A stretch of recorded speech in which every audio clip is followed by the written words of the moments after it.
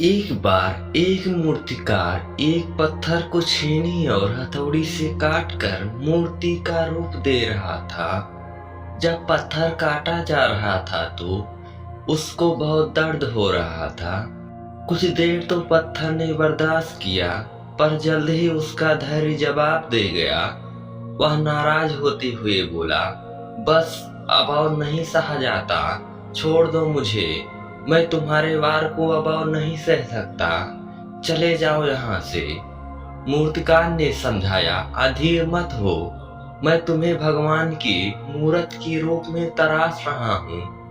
अगर तुम कुछ दिनों का दर्द बर्दाश्त कर लोगे तो जीवन भर लोग तुम्हें पूजेंगे, दूर दूर से लोग तुम्हारे दर्शन करने आएंगे, दिन रात पुजारी तुम्हारी देखभाल में लगे रहेंगे। और ऐसा कहकर उसने अपने औजार उठाए ही थे कि पत्थर क्रोधित होते हुए बोला, मुझे मेरी जिंदगी खुद जीने दो।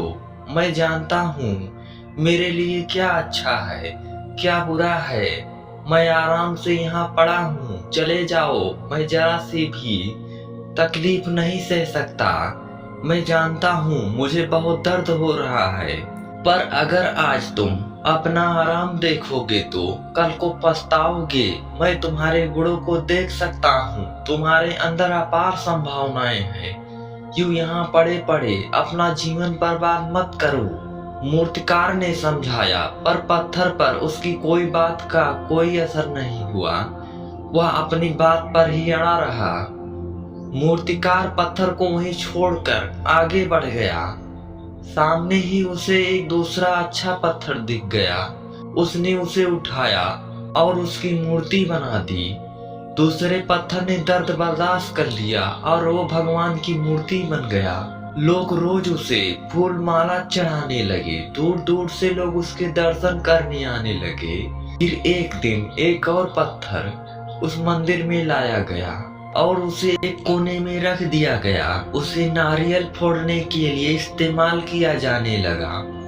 वह कोई और नहीं बल्कि वही पत्थर था जिसने मूर्तिकार को उसे छूने से मना किया था। अब वह मन ही मन पछता रहा था कि काश उसने उसी वक्त दर्द सह लिया होता तो आज समाज में उसकी भी पूछ होती, सम्मान होता। कुछ दिनों की वह पीड़ा इस जीवन भर के कष्ट से बचा लेती। दोस्तों, हमारे लिए निर्णय लेने का ये सही समय है कि हम आज दर्द बर्दाश्त करना है या अभी मौज मस्ती करनी है और फिर जीवन भर का दर्द झेलना है। आज आप जिस किसी एग्जाम की तैयारी कर रहे हो, जो भी करने की कोशिश कर रहे हो, जिस किसी खेल में एक्सेल करने का प्रयास कर रहे हो, उसमें अपना 100% एफर्ट लगाइए, होने दीजिए। अपने ऊपर तकलीफों के वार हार मत मानिए। उस दूसरे पत्थर की तरह अभी सह लीजिए और अपने लक्ष्य को प्राप्त करिए, ताकि पहले पत्थर की तरह आपको जीवन भर कष्ट न सहना पड़े।